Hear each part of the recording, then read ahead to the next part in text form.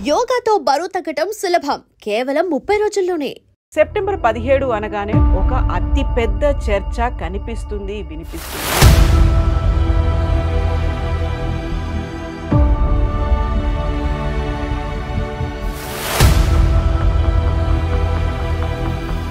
విమోచన దినోత్సవం అంటే హైదరాబాద్ సంస్థానాన్ని మనం భారతదేశంలో కలపడం మాత్రమే కాదు, అప్పటిదాకా జరిగిన వాటన్నిటి కూడా అకృత్యాలు అరాచకాలు విమోచనం కలిగింది అనేటువంటి భావన. మీరు దీన్ని ఎట్లా చూస్తున్నారు? విమోచనం అనగానే మనకి హైదరాబాద్లో ఆపరేషన్ పోలో జరిగినప్పుడు నిజాం సరెండర్ చేశారు.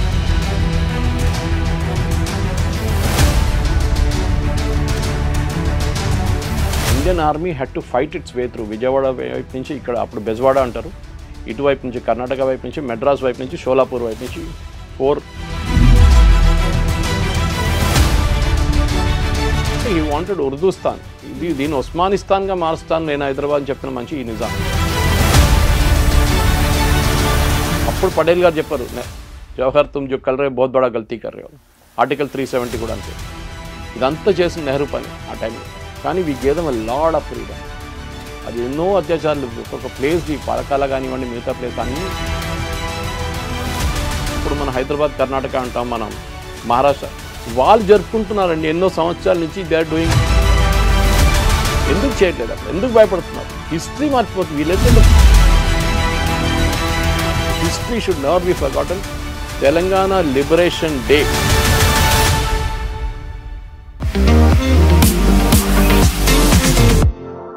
నమస్తే, నేను Kavitha. Welcome to I Dream News and నిజాలు. సెప్టెంబర్ 17 అనగానే ఒక అతి పెద్ద చర్చ కనిపిస్తుంది వినిపిస్తుంది. అందులోనూ ప్రధానంగా హైదరాబాద్ సంస్థానం భారతదేశంలో విలీనం అయిందా, విమోచనం జరిగిందా, ఇందులో విద్రోహం అనే మాట కూడా ఎందుకని వినిపిస్తోంది? ఎందుకని సెప్టెంబర్ 17ని లిబరేషన్ డేగా మాత్రమే జరుపుకోవాలి అనేటువంటి భావన ఎందుకని పెరుగుతోంది? మనతో పాటుగా ఉన్నారు సీనియర్ జర్నలిస్ట్ సురేష్ కొచ్చాతిల్ గారు. సార్ నమస్కారం. నమస్తే సార్, సెప్టెంబర్ 17 అనగానే ఈ చర్చ అనేది ఆల్మోస్ట్ డికేడ్స్ నుంచి జరుగుతూనే ఉంది, అలా కొనసాగుతూనే ఉంది. సెప్టెంబర్ 17 అంటే ఖచ్చితంగా అది విమోచన దినోత్సవం. అంటే హైదరాబాద్ సంస్థానాన్ని మనం భారతదేశంలో కలపడం మాత్రమే కాదు, అప్పటిదాకా జరిగిన వాటన్నిటి కూడా అకృత్యాలు అరాచకాలు విమోచనం కలిగింది అనేటువంటి భావన. మీరు దీన్ని ఎట్లా చూస్తున్నారు సార్? విమోచనం అనగానే మనకి హైదరాబాద్లో ఆపరేషన్ పోలో జరిగినప్పుడు నిజాం సరెండర్ చేశారు. Exact words surrender document sign చేసి, జనరల్ ఎద్రూస్, ఆయన he was not a Indian, he had I think Syrian descent and something else, Egyptian descent. Nizam he did ఆయన ఓన్ ఆర్మీని ట్రస్ట్ చేయలేదు ఎప్పుడు. సో సరెండర్ చేశారు parade గ్రౌండ్లో. Surrender ఎప్పుడు చేస్తారు? మీరు ఓడిపోయినప్పుడు సరెండర్ చేస్తారు. మీరు విలీనం చేసినప్పుడు సరెండర్ చేయరు కదా. ఆ ఆపర్చునిటీ ఆగస్ట్ 15 కన్నా ముందు వచ్చింది. ఎందుకంటే నిజాం, అందరూ అనుకుంటున్నారు ఆగస్ట్ 15 డిసైడ్ చేశారు విలీనం కావాలన్నా లేదని. కాదు, 1921 నుంచే ఆయన గొడవ పెట్టాడు, మొదలు పెట్టాడు. నేను భారతదేశంలో కలవను. బ్రిటిష్ వాళ్ళు కూడా చెప్పారు క్లియర్గా, I will not join the Indian union.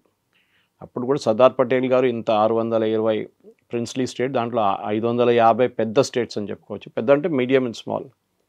కానీ 4 స్టేట్స్కే ప్రాబ్లం వచ్చింది. దానికోసం ఈ విలీనం అంటే విలీనం అందరూ అయిపోయారు. మిగతా వాళ్ళు అందరూ సంతకం పెట్టేసి, mister Menon, he was secretary to Sardar Patel. ఆయన సర్దార్ పటేల్ గారు ఆలోచించండి ఎంత డీటెయిల్గా జరుగుంటుంది.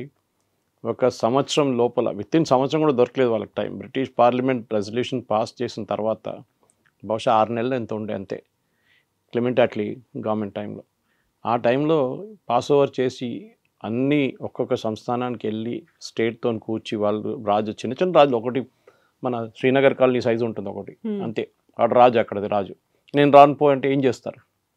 అక్కడ ఒక పాకిస్తాన్ వచ్చేస్తుంది అడమిట్లో భారతదేశం లోపల. సో ఇట్లా అందరి దగ్గర సంతకం తీసుకొని 4 రాష్ట్రాలే మిగిలింది. టెక్నికలీ స్టేట్స్ అంటారు దాన్ని. అప్పుడు కూడా కంట్రీ అని రికగ్నైజ్ చేయలేదు మనం. ట్రావెన్కోర్ ఒకటి, జూనాగఢ్, కశ్మీర్ అండ్ హైదరాబాద్. దీంట్లో ట్రావెన్కోర్తో మొదలు పెడదాం మనం. ట్రావెన్కోర్లో ఏం జరిగిందంటే, అక్కడ దివాన్ గారు ఉన్నారు, రామస్వామి అయ్యారు. హీ డిసైడెడ్ దట్ నేను ట్రావెన్కోర్ని భారతదేశంలో కలపను, రాజుకి చెప్పేశారు, మార్తాండ్ వర్మ గారికి, వాళ్ళ రాయల్ ఫ్యామిలీకి, that we will not join the Indian union. So ఏం చేస్తారు? ఇండియన్ యూనియన్ జాయిన్ చేయకపోతే అక్కడ ప్రజలందరూ రోడ్డు మీదకి వచ్చేసారు, గొడవ చేయడం మొదలుపెట్టారు. బికాజ్ రామస్వామి అయ్యర్ అనే క్యారెక్టరే వాళ్ళకి నచ్చదు అసలు. Is a very unpopular character ఉండే. ఒకటి he was not technically Malayali అంటే ఈజ్ అ తమిళన్. ఎనీవే అక్కడ పాలకాడ్ సైడ్ నుంచి వచ్చిన వాళ్ళందరూ మలయాళీ అనుకుంటారు అక్కడ. So that's not an issue. కానీ రాజా ఏం చెప్పారంటే sorry I have to join the Indian union అనగానే ఈయన పారిపోయాడు అక్కడి నుంచి. And Travancore became a part of Indian union. Junagadh ఇటువైపు గుజరాత్లో Junagadh raja again same thing, Hindu, ఆయన ఒక ముస్లిం రూలింగ్ హిందూ ప్లేస్. ఆయనకి కూడా ఇదే కళలు ఉండే, పాకిస్తాన్లో చేరిపోతాను, పాకిస్తాన్తో ఉంటాను. ఈ సెకండ్ ఇన్ కమాండ్ ఆయన ప్రధానమంత్రిగా ఉన్న మనిషి జుల్ఫికార్ అలీ భుట్టో వాళ్ళ ఫాదర్ ఆ టైంలో. ఆయన ఇంకా పిల్లలు పెట్టారు, మనం చేరకూడదు భారతదేశం. ఫైనలీ సర్దార్ పటేల్ గారు అల్టిమేటం ఇచ్చారు. ఇదంతా జరిగింది 47 తర్వాత ఇమీడియట్గా. నేను సీక్వెన్స్గా తీసుకొస్తున్నాను. యాక్చువల్లీ ఫస్ట్ జరిగింది కాశ్మీర్లో, జమ్మూ కాశ్మీర్లో 47లోనే సంతకం పెట్టారు. కానీ it got delayed by few days. దాంతో పాకిస్తాన్ వచ్చి ఒక పోర్షన్ తీసుకెళ్ళిపోయారు అప్పుడు దాకా. అప్పుడు రాజా హరి సింగ్ ఉన్నారు. Accession, that is a different word. ఈ జాయిన్ ద ఇండియన్ యూనియన్, సంతకం పెట్టారు. అది కాదు కదా జరిగింది. జూనగఢ్ పారిపోయాడు, సంతకం పెట్టే క్వశ్చనే లేదు. అండ్ దెన్ ట్రావెంకోర్ సంతకం పెట్టి జాయిన్ చేశారు ఇండియన్ యూనియన్లో. కొన్ని కండిషన్సే పెట్టారు వాళ్ళు. అక్కడ ఉన్న మహారాజా అంటే పద్మనాభ స్వామి గుడి, అది it should not be under the control of the government, మేము చూసుకుంటాం గుడిని. They agree. అప్పుడు సర్దార్ పటేల్ గారు వెరీ మ్యాగ్నానిమస్. కశ్మీర్ సార్ట్అవుట్ అయిపోయింది. కశ్మీర్లో రాజా హరిసింగ్ సైన్ చేశారు. Kashmir is exactly opposite Hyderabad. Hindu raja ruling over Muslim population, majority Muslim. ఇక్కడేమో ఒక నిజాం ముస్లిం పాపులేషన్ని, ఆయన ముస్లిం రాజా ఒక హిందూ పాపులేషన్ మీద రాజ్ చేస్తున్నారు. సో పటేల్ గారు జూనగఢ్ సార్ట్అవుట్ చేసుకున్నారు, కశ్మీర్ సార్ట్అవుట్ చేసుకున్నారు, ట్రావెంకోర్ సార్ట్అవుట్ చేసుకున్నారు. మిగిలింది హైదరాబాద్. భారతదేశం నడిమిట్లో ఒక పెద్ద రాష్ట్రంగా పాకిస్తాన్లో చేరిపోతాను ఫస్ట్ నిజాం కళలు ఉండే. జిన్నా గారు వచ్చారు, ఇక్కడ వచ్చి కలిశారు కూడా ఆయన్ని. ఇన్ఫ్యాక్ట్ చాలా ఇంట్రెస్టింగ్ డైలాగ్ ఉంది. ఐ థింక్ ఆ సినిమాలో కూడా చూపించారు ఇక్కడ కూడా. ఇది జిన్నా ఎప్పుడు సిగార్ తాగుతూనే ఉంటారు. నిజాం ముందు వచ్చి కూర్చొని సిగార్ తాగడం మొదలుపెట్టాడు. నిజాం కోపం వచ్చింది, ఎందుకంటే ఆయన ముందు ఎవరు తాగరు, సిగరెట్ తాగరు, ఏం తాగరు. మాట్లాడుతూ కూడా లో వాల్యూమ్లో మాట్లాడతారు అందరు. ఈయనేమో జిన్నా ఇస్ టిపికల్ సూట్ వేసుకుని వచ్చి యారగెంట్ టైప్. సో అడిగారు నిజాం, నీకేం కావాలంటే మాతో విలీనం అయిపోండి అన్నారు. నేను ఎవరి దగ్గర ఆర్డర్ తీసుకొని అన్నారు నిజాం. నేను నాది తీసుకుంటాను. యాక్చువల్లీ ఇన్నర్లో ఈ వాంటెడ్. ఆ టైంలోనే 20 కోట్ల రూపాయలు ఎంతో ఇచ్చారు పాకిస్తాన్కి, హైదరాబాద్ స్టేట్. ఎందుకంటే రేపు ఏమైనా హెల్ప్ కావాలంటే మేము మాకు హెల్ప్ ఇవ్వాలంటే అప్పుడు జిన్నా చెప్పారంటే మేము చూసుకుంటాను. జిన్నా పాస్ట్ అవే ప్రతి ఎర్లీ. అంత మన ఇండిపెండెన్స్ కాగానే వాళ్ళకు ఒక రోజు ముందు వచ్చింది, మనకు 15th వచ్చింది. జిన్నా 6 or 8 months తర్వాత జిన్నా గారు పాస్ట్ అవే. కానీ హైదరాబాద్ ప్రాబ్లం ఎక్కడ మొదలైందంటే నిజాంకి ఎప్పుడు ఒక ఈగో ఉండే. నేనే లోకమంతా నాదే, లోకంలో అన్నిటికంటే రిచెస్ట్ మ్యాన్. రిచెస్ట్ అంటే ఏంటి? నిజాం పేదోళ్ళ దగ్గర నుంచి గుంజుకున్న డబ్బులు అది. వీళ్ళందరూ టైమ్ మ్యాగజైన్ కవర్లో richest man in the world, diamond కొనుక్కున్నాడు, రోల్స్ రాయ్స్ తీసుకున్నాడు. చెత్త కోసం వాడేవాడు రోల్స్ రాయ్స్. అది ఈ రాజు కాదు, not Nizam. It was another Raja in Rajasthan. ఆయన్ని ఒకసారి ఇన్సల్ట్ చేశారు లండన్లో వెళ్ళినప్పుడు. ఏంటి ఇది అని చెప్తే ఆయన సరే అని చెప్పి రోల్స్ రాయ్ ఆర్డర్ చేసి అక్కడ స్వీపింగ్ కోసం వాడుకున్నారు రాజస్థాన్లో. అది I don't remember the raja's name. Anyway, so Nizam ఏం చెప్పారంటే నేను భారతంలో విలీనం కానని ఆ రోజు రాసి ఇచ్చేశారు.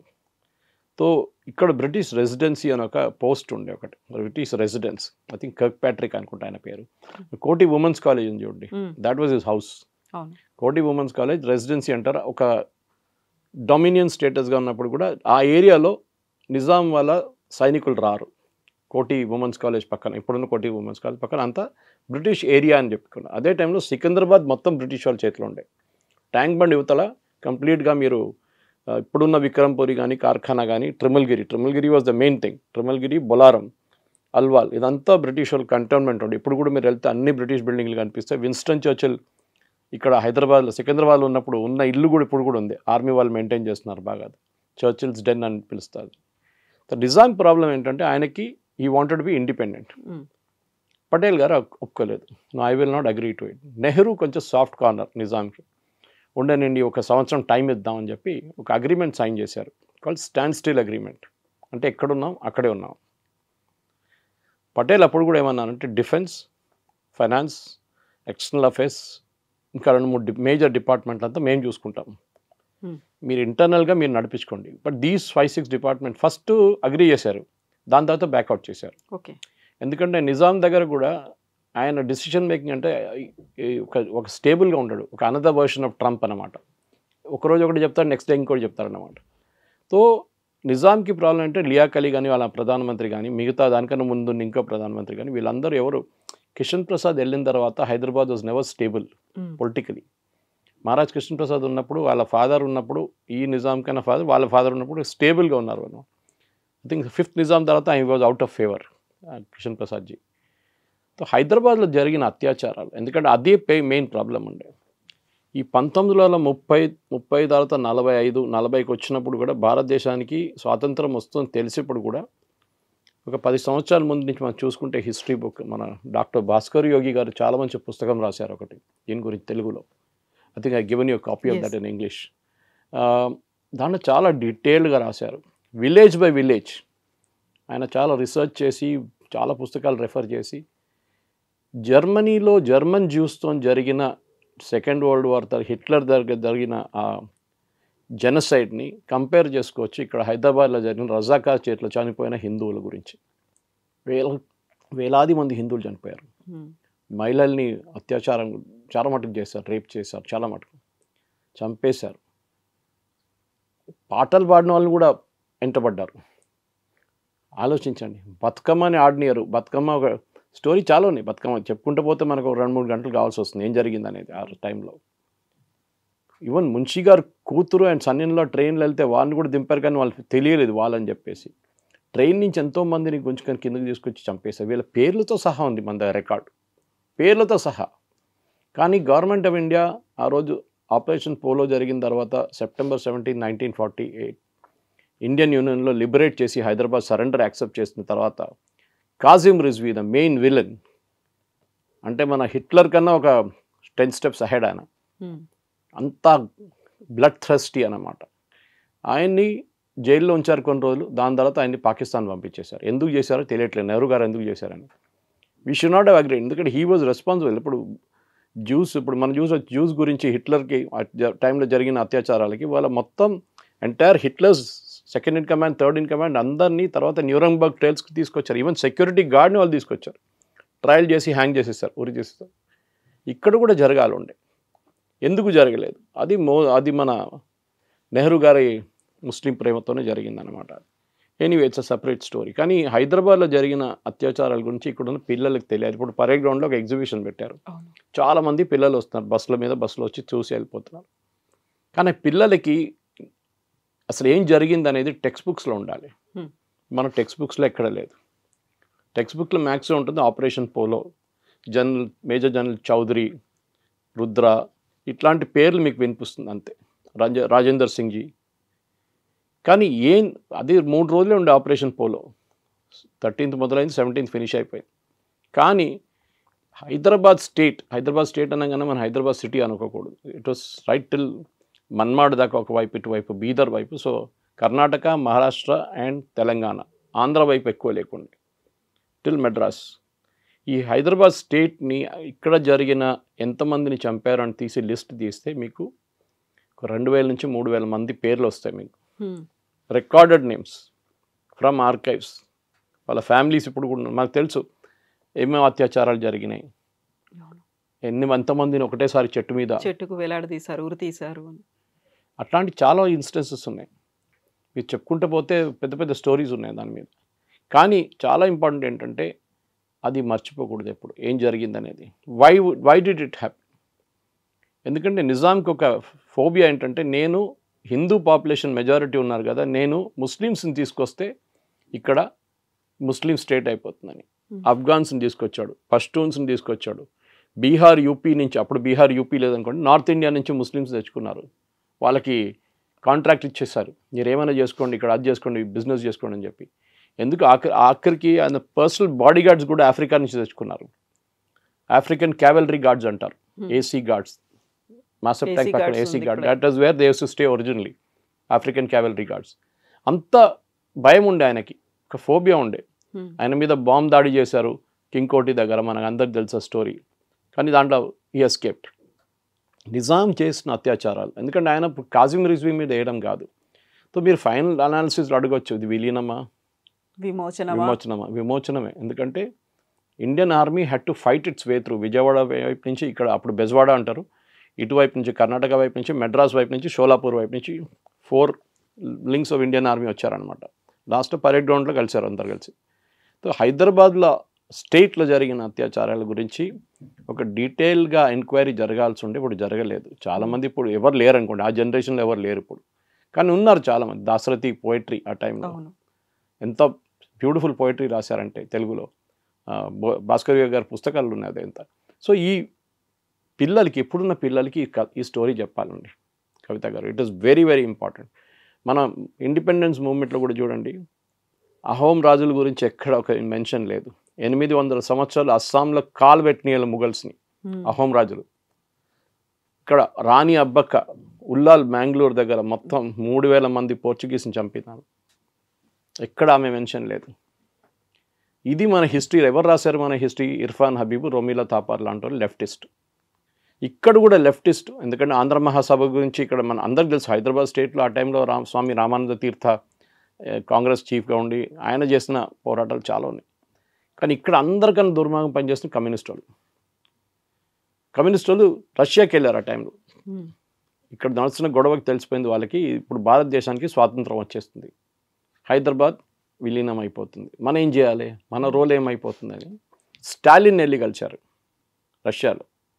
మన దగ్గర నుంచి ఒక డెలిగేషన్ వెళ్ళింది అక్కడికి. స్టాలిన్ ఒక మ్యాప్ తీసి, అప్పుడున్న హైదరాబాద్ స్టేట్ మ్యాప్ తీసి, ఇక్కడ నుంచి నాకు సీ రూట్ చూపించండి అని చెప్పారు. సముద్రం ఎక్కడ ఉంది? సముద్రం లేకుండా ఏ దేశం బతకలేరు. నేపాల్ పరిస్థితి చూస్తున్నాం కదా ఇప్పుడు. సముద్రం కావాల్సిందే, ఎందుకంటే అక్కడి నుంచి మనకి యాక్సెస్ ఉంటుంది, అన్ని షిప్స్ వస్తుంది, మిగతా అన్నీ వస్తుంది. లేదని చెప్పారు. దాంతో నేనేం చేయను చెప్పేసి ఆయన రిజెక్ట్ చేశారు. కానీ మన వాళ్ళు తిరిగి వచ్చి స్టాలిన్ చాలా హ్యాపీ ఉన్నారని చెప్పారు. కానీ వాళ్ళు అక్కడి నుంచి ఒక స్టేట్మెంట్ ఇష్యూ చేశారు, Stalin has rejected Hyderabad's.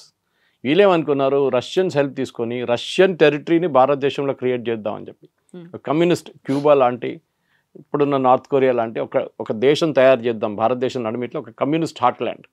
Nizam ఏమో ఇస్లామిక్ అంటున్నారు, ఈయనేమో కమ్యూనిస్ట్ అంటున్నారు. నిజాం ప్రాబ్లం ఏంటంటే ఆయన క్యాలిఫేట్ క్లెయిమ్ చేస్తున్నారు. ఆల్రెడీ టర్కిష్ క్యాలిఫేట్ పోయింది ఆ టైంకి. సో ఒక లీడర్ అది ముస్లిం వరల్డ్ అని చెప్పి నేను అయిపోతాను అనుకున్నారు ఆయన, కానీ ఆయనకు కాలేదు. ఇప్పుడు చాలామంది అంటారు నిజాం రైల్వే ట్రాక్లు కట్టారు, కాయిన్స్ ఇంట్రడ్యూస్ చేశారు, మింట్ కాంపౌండ్ దగ్గర ఎలక్ట్రిసిటీ స్టేషన్ పెట్టారు. కరెక్టే, ఎవరి కోసం పెట్టారు? ఎవరి కోసం? ఎవరు డబ్బులు? చాలా మట్టుకు మీరు చూస్తే బ్రిటిష్ వాళ్ళతో చేపించారు ఇదంతా. ఇప్పుడు బొలారం రైల్వే స్టేషన్ ఉంది, చాలామంది అడుగుతారు బొలారం పేరు ఎట్లా వచ్చిందని. అప్పుడు రైల్వే ట్రాక్ ఎత్తుకుని పోతున్న వాళ్ళని, వాళ్ళు చాలా హెవీ ఉంటుంది కదా, మెషిన్ ఏం లేదు ఆ టైంలో, ఎత్తుకెళ్ళాలి రైల్వే ట్రాక్, పెద్ద పెద్ద పట్రీలు, బోలోరామ్ అంటారు వాళ్ళు. సో అట్లా చెప్పుకుంటే అది బొలారం అయిపోయింది అక్కడ. సో అట్లాంటి చాలా స్టోరీస్ ఉన్నాయి. సో బ్రిటిష్ వాళ్ళు డెవలప్ చేసింది చాలా మటుకు ఇన్ఫ్రాస్ట్రక్చర్ మన దగ్గర ఉంది. కానీ హైదరాబాద్లో జరిగిన అత్యాచారాలకి ఇవాళ దాకా ఎవరు జవాబు చెప్పట్లేదు. ఇప్పుడు ఓవైసీ గారు ఏమంటారంటే, యాక్చువల్లీ ముస్లిం చంపారు చాలామంది, సుందర్లాల్ కమిషన్ అని చెప్పి ఏదో కమిషన్ పెట్టారు నెహ్రూ. ఆ కమిషన్ రిపోర్ట్ని మీరు బయటికి తీయండి, దాంట్లో ముస్లిమ్స్నే హిందువులు చంపారని చెప్పి. అది ఎట్లా అవుతుందండి? నిజాం పరిపాలిస్తున్నాడు, కాజిం రిజ్వీ రజాకార్లు ఉన్నారు, వేలాది మందిని చంపితే హిందువులు ఎట్లా చనిపోయారండి? హిందువులనే చంపారు వాళ్ళు, ముస్లిమ్స్ ఎట్లా చనిపోయారు మళ్ళీ? అది ఏమైందంటే ఇండియన్ ఆర్మీ వస్తున్నప్పుడు ఇండియన్ ఆర్మీ చాలామంది రజాకార్లని చంపారు. విజయవాడ వైపు కానీ బెజవాడ వైపు నుంచి వచ్చినప్పుడు కానీ, ఇక్కడ బీబీనగర్ దగ్గర చాలా మటుకు బ్రిడ్జులు వీళ్ళు పేల్చడానికి ట్రై చేశారు. దాంట్లో చాలామంది వాళ్ళే చనిపోయారు, బాంబులు ముందే వెళ్ళిపోయిందనమాట. అది కాకుండా బీదర్ ఎయిర్ ఫోర్స్ దాని మీద బాంబింగ్ చేశారు ఇండియన్ ఎయిర్ ఫోర్స్. అప్పుడు ఇండియన్ ఎయిర్ ఫోర్స్ చాలా న్యూగా కొత్తదండి, అప్పుడు ఒక సంవత్సరం కూడా కాలేదు. So in fact the commander of the operation butcher was a Britisher. And ఆయన పటేల్ గారు పిలిచి హైదరాబాద్లో ఆపరేషన్ పోలో స్టార్ట్ చేయండి అని చెప్పారు. అప్పుడు ఈయనేమన్నారు, నా 13th స్టార్ట్ ఎట్లా చేస్తాం సార్, 13th అన్లక్కీ నెంబర్ అని చెప్పారు. సో గుజరాతీస్కి 13 is a lucky number. Patel గారు చెప్పారు 13th ఎందుకు, మాకు లక్కీ నెంబర్ ఇవాళ స్టార్ట్ చేసుకోని చెప్పారు ఆపరేషన్ పోలో. నీకు అంత ప్రాబ్లం ఉంటే 12వ తారీఖు స్టార్ట్ చేద్దాం అన్నాను. బుచ్చర్ అగ్రీ చేయలేదు. Butcher said no, I will not participate. అనగానే పటేల్ గారు రాజేందర్ సింగ్కి కమాండ్ ఇచ్చారు, యు గో అని చెప్పారు. ఇప్పుడు కూడా బొలారంలో యాప్రాల్ వైపు పెద్ద ఇన్స్టిట్యూట్ ఉంది, RSI institute, Rajender Singh institute is named after him. So హైదరాబాద్లో జరిగిన ఆ అల్లర్ల గురించి ఇక్కడున్న ప్రజలకి అస్సలు ఏ ఐడియా లేదు. కే ముంచి గారు ఒక బుక్ రాశారు, దాన్ని తెలుగు ట్రాన్స్లేషన్ చేసి రాకా సుధాకర్ గారు రేపు అనుకుంటాను 17th రోజు భద్రకా కాలేజీలో ఫంక్షన్ పెట్టారు, రిలీజ్ దాన్ని తెలుగు వర్షన్ అనమాట. ఇది చదవాలండి. ఇట్లాంటి బుక్లు భాస్కర్ యోగి బుక్లు కానివ్వండి, రాకా సుధాకర్ గారు ట్రాన్స్లేట్ చేసిన కేఎం మున్షి గారి బుక్ అని అందరూ చదవాలి. ఎందుకంటే KM Munshi was Hyderabad's agent, Indian government agent in Hyderabad. మనందరూ తెలుసు భారతీయ విద్యాభవన్ స్టార్ట్ చేసింది మున్షి గారు. ఆ టైంలో కూడా సైనిక్పురి దగ్గర చాలా పెద్ద స్కూల్ కట్టారు ఆయన అది ఆ టైంలో. సో మనం హైదరాబాద్ డిస్ప్యూట్ లేదు, విలీనం కాదు, విమోచనమే జరిగింది. కానీ ఏం జరిగిందని 10 మంది చెప్తేనే అందరికి అర్థమవుతుంది. ఎన్ని అత్యాచారాలు చేస్తారు, బీబీనగర్ దగ్గర ఏం చేశారు ఆ రోజు, ఇప్పుడు కూడా మీరు అనుకుంటారు మస్జిద్ ముందెళ్ళి పాట పాడకూడదు అని చెప్పి గొడవ ఇప్పుడు కూడా నడుస్తుంది చాలా చోట్ల. ఇది 1920లో కూడా ఈ ప్రాబ్లం ఉండే, అప్పుడు కూడా గొడవ నడుస్తుండే. ఎప్పుడు హిందూస్కి రైట్స్ లేకుండే, అప్పుడు వీళ్ళకే రైట్స్ అంతా. ఎందుకంటే ఏమైనా అంటే పోలీసు వాళ్ళంతా వాళ్ళ చేతిలో ఉన్నారు, గవర్నమెంట్ నిజాందే, నిజాం వాజ్ పవర్లెస్, గవర్నమెంట్ నడిపిస్తుంది రజాకార్ నడిపిస్తుంది కాజిం రివ్యూ చెప్పిన మాటలు అందరు వింటారు. Even Liaquat Ali last prime minister of హైదరాబాద్ని అపాయింట్ చేసింది కాజిం రిజ్వీ. ఆలోచించాను, అంత పవర్ఫుల్ ఉన్నారు ఆయన ఆ టైంలో. నిజాంకి సరెండర్ చేయడానికి మన ఆల్ ఇండియా రేడియో, మన పబ్లిక్ గార్డెన్స్ ముందు ఆల్ ఇండియా రేడియోలో, డెక్కన్ రేడియో దాని పేరు, ఆ టైంలో అనౌన్స్ చేయడానికి వెళ్ళారు నేను సరెండర్ చేస్తున్నాను అని చెప్పి. ఆపారు కాజిం రిజ్వీ, మీరు సరెండర్ చేయకూడదు అని చెప్పేసి. ఆలోచించండి, అంత పవర్ఫుల్ ఉండే ఆయన. కానీ ఇల్ ప్రిపేర్డ్ ఆర్మీ, ఎందుకంటే వాళ్ళ దగ్గర ఎక్కువ ఏం చెప్తారు ఆయుధాలు లేవు, ఏం లేవు. సిడ్నీ కాటన్ అని ఒక బ్రిటిషర్ ఉండే, ఆయన మన Hakimpet Bidar air force base use చేసి, ఆ టైంలో కూడా ఉంది హకీంపేట్ బీదర్ అంతా, అక్కడ ఆయుధాలు తీసుకొని ట్రై చేశారు, తీసుకొచ్చారు కానీ వాడలేకపోయారు అది ఇండియన్ ఆర్మీ వచ్చేదాకా. సో హైదరాబాద్ ఈ విలీనం అని చెప్తారు కమ్యూనిస్ట్ వాళ్ళకి, కానీ కమ్యూనిస్ట్ వాళ్ళు లాస్ట్ ఆ లైన్ యూజ్ చేశారు. That's irony of it. విమోచనానికి కొట్లాడిన కమ్యూనిస్టులు ఆంధ్ర మహాసభ నుంచి బయటకు వచ్చి వాళ్ళు ఫస్ట్ దాంట్లో ఉండి దూరిపోయారు మెల్లగా. మన కాంగ్రెస్ వాళ్ళకి తెలియదు వీళ్ళు కమ్యూనిస్ట్ వాళ్ళు ఎట్లా గేమ్ ఆడతారని. లాస్ట్కి వాళ్ళకి తెలిసింది. అది చాలా పెద్ద పెద్ద ఫిగర్స్ ఉన్నారు, కొండా లక్ష్మణ్ బాపూజీ గారు కానివ్వండి, కేవీ రంగారెడ్డి గారు, పెద్ద పేర్లు చెప్పుకుంటే పోతే మేధావులు ఉన్నారనమాట. కానీ ప్రాబ్లం వాజ్ ఈ కమ్యూనిస్ట్ వాళ్ళు ఏం చేశారు, మొత్తం మూమెంట్ని హైజాక్ చేసేసారు. నిజాం వ్యతిరేకంగా కొట్లాడే బదులు ట్రాక్ మార్చేసి జమీందారులు, పట్వారీలు, దేశ్ముఖీలు వీళ్ళు పెద్ద నిజాం కన్నా డేంజరస్ అని చెప్పి కమ్యూనిస్ట్ వాళ్ళు వాళ్ళ మీద దాడి చేయడం మొదలుపెట్టారు. తెలంగాణ సాయుధ రైతాంగ పోరాటం అనేది కూడా కరెక్ట్. ఇప్పుడు ఆలోచించి అదే నక్సలిజం తర్వాత నక్సలిజంగా మారింది. కమ్యూనిస్ట్ వాళ్ళకి ఇనిషియల్ ఏముండంటే నేను చెప్పినట్టు వాళ్ళకి కమ్యూనిజం ఇక్కడ ఒక కమ్యూనిస్ట్ స్టేట్ తయారు చేయాలని ఉండే వాళ్ళ స్ట్రాటజీ. నిజాం ఎట్లని పోతాడులే, భారతదేశంలో విలీనం కాకూడదు, ఇది కమ్యూనిస్ట్ స్ట్రాటజీ ఉండే ఆ టైంలో. మగ్దూన్ మొయిదీన్ చాలామంది ఉన్నారు పేర్లు చెప్పుకుంటూ పోతే. సో కమ్యూనిస్ట్ వాళ్ళ రోల్ కూడా దీంట్లో ఎగ్జామిన్ చేయాల్సింది, ఎందుకంటే again it's a big subject. వాళ్ళు చేసిన అత్యాచారాలు, వాళ్ళు చేసిన కుట్రలు చాలా ఉన్నాయి దీంట్లో. భారతదేశంతో ఉన్న మనుషులు ఒకరోజు ట్రాకే మార్చేశారు. MIM party, communal MIM party, అందరూ మా హిందువులు చంపుతున్నారని చెప్పి ఎంఐఎం పార్టీని ఒక్కటే రోజులో మొత్తం ట్యూన్ మార్చేసి ఎంఐఎం చాలా secular party, MIM should be respected అని చెప్పి స్టోరీ మార్చేశారు కమ్యూనిస్ట్ వాళ్ళు. I'm talking of 1930, 1940. ఇది కమ్యూనిస్ట్ వాళ్ళ యాక్చువల్ రోల్. సో ఇక్కడున్న ఆర్య సమాజ్ కానివ్వండి, Arya Samaj had a great role, చాలా పెద్ద రోల్ ప్లే చేశారు ఆర్య సమాజ్. కాంగ్రెస్ కూడా మనం క్రెడిట్ ఎక్కడ ఇంగ్లీష్లో అంటారు give credit where it is due అని చెప్పి, కాంగ్రెస్ వాళ్ళు కూడా స్వామి రామానంద్ తీర్థ కానీ మిగతా వాళ్ళందరూ they really fought for it. చెప్పుకుంటూ పోతే పెద్ద ఒక లిస్ట్ ఉంది కాంగ్రెస్ లీడర్స్ కూడా. కానీ ఆ టైంలో జరిగిన దాంట్లో ఆర్య సమాజ్ని పక్కన పెట్టారు. తర్వాత కమ్యూనిస్ట్ వాళ్ళు అందరికన్నా పెద్ద గొడవ కమ్యూనిస్ట్ వాళ్ళు ఏం భయం ఉండంటే హిందువులు కంప్లీట్ యునైటెడ్ అయిపోతారు. అప్పుడు ఒక జనసంఘ్ లేదు, ఎవరు లేరు ఆ టైంలో. Arya Samaj was representing Hindus ఆ టైంలో. ఆర్య సమాజ్కి రోల్ ఇవ్వకూడదు, ఆర్య సమాజ్ దీంట్లో రోల్ లేదని చెప్పాలని చెప్పి వాళ్ళు చాలా ట్రై చేశారు. అది మనకు అందరికి తెలుసు ఆర్య సమాజ్ ఏం చేశారు ఆ టైంలో. వాళ్ళు స్పెషలీ ఘర్వాపసి చేయడంలో చాలా మటుకు వాళ్ళు ట్రై చేశారు ఆ టైంలో. అది కాకుండా హిందువుల్ని జాగృతం చేయడానికి ఎక్కడెక్కడ వరంగల్ నుంచి మొత్తం తెలంగాణ మొత్తం వాళ్ళు తిరిగారు వాళ్ళ ట్రూప్స్. ఎక్కడెక్కడ వాళ్ళ దాంట్లో కూడా చాలామందిని చంపారు రజాకారులు. సో ఆర్య సమాజ్ రోల్తోనే కాంట్రవర్సీ స్టార్ట్ అయింది. ఆంధ్ర మహాసభని ఫస్ట్ ఉన్న ఎడిషన్లో, సెకండ్ ఉన్న edition, third, fourth conference, fifth conference అది బాగా జరిగింది. కానీ లాస్ట్కి వచ్చేదాకా మొత్తం స్టేజ్ మీదే కొట్టుకున్నారు. They said we are nothing to. ఇంకా చెన్నారెడ్డి గారు అందరూ ఉన్న టైంలో వీళ్ళు వెళ్ళిపోయారు స్టేజ్ మీద నుంచి, కాంగ్రెస్ లీడర్స్ అందరూ. మాకు వద్దు, వీళ్ళతో అసలు సంబంధమే లేదని చెప్పి ఆంధ్ర మహాసభతో మనం కమ్యూనిస్ట్ వాళ్ళు హైజాక్ చేసుకున్నారని చెప్పి. So forget the story of surrender జరిగింది. ఆ పిక్చర్ ఇప్పుడు కూడా ఉంది. తర్వాత పటేల్ గారు బేగంపేట ఎయిర్పోర్ట్ వచ్చినప్పుడు దండం పెట్టి నిజాం దండం పెట్టారు ఆయనకి. That is the act of ఎక్కడ ఎంత హ్యారగెంట్గా మాట్లాడే మనిషి లాస్ట్ పటేల్ గారి ముందు తల ఉంచి యూనో లిటరలీ అపాలజైజ్ చేసుకున్నారు ఆ చేసిన అత్యాచారాలకి.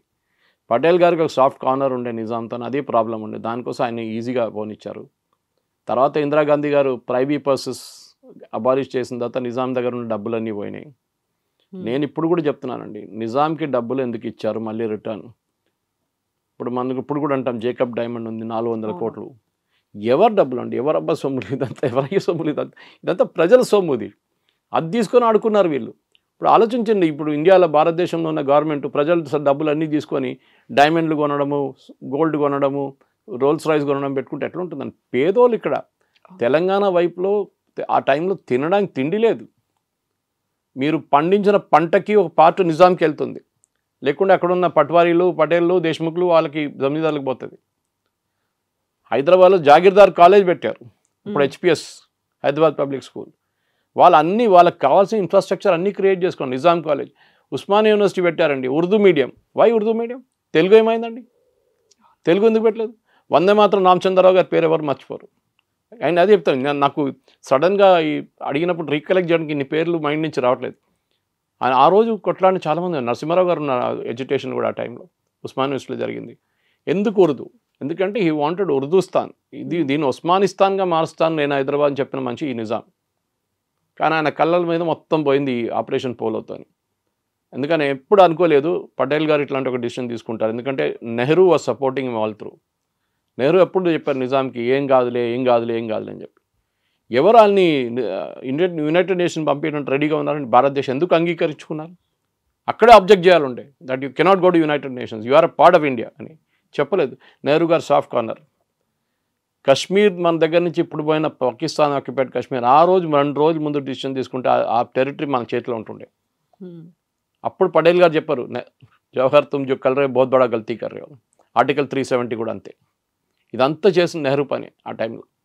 హైదరాబాద్ ఈజీగా మీరు 48 దాకా వెయిట్ చేయక్కర్లేదు, 47లోనే మనకు వచ్చేస్తుండే. చాలామంది చంపిన వాళ్ళు, వీళ్ళు రజాకాలు చంపిన చాలామంది బతుకుంటుంటాయి ఆ టైంలో. కానీ we gave them a lot of freedom. అది ఎన్నో అత్యాచారాలు ఒక్కొక్క ప్లేస్ది, పరకాల కానివ్వండి, మిగతా ప్లేస్లు అన్నీ. దాన్ని ఇప్పుడున్న పిల్లల్ని తీసుకెళ్ళి అక్కడ తీసుకెళ్ళి చూపించాలండి. తెలంగాణలో ఈ స్కూల్లో పిల్లల్ని తీసుకెళ్ళండి, వాళ్ళకి చూపించండి ఇక్కడ జరిగింది, చెట్టు మీద ఎంతమంది